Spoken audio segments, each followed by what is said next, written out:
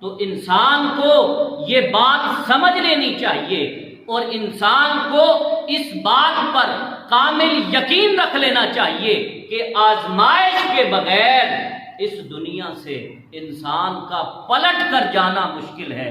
آج آپ جس قسم کی مرضی میڈیسن تیار کر لیں، آپ اعلیٰ سے اعلیٰ میڈیسن تیار کرتے رہیں، اعلیٰ سے اعلیٰ بیماریاں بھی نکلتی چلی آئیں گی۔ آپ اعلیٰ سے اعلیٰ سیفٹی کے اپنے گیجٹس تیار کر لیں، لیکن اللہ رب العزت کی طرف سے جب آزمائش آئے گی تو تمام سیفٹی گیجٹس آپ کے فیل ہو جائیں گے۔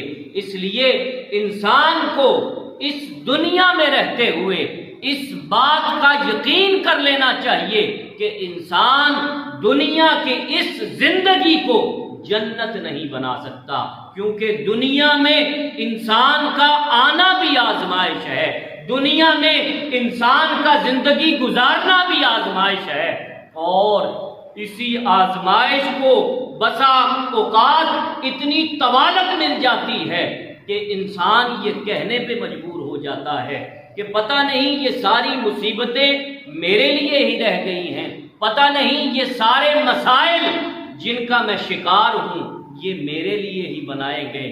نہیں میرے بھائی، ایسا نہیں ہے۔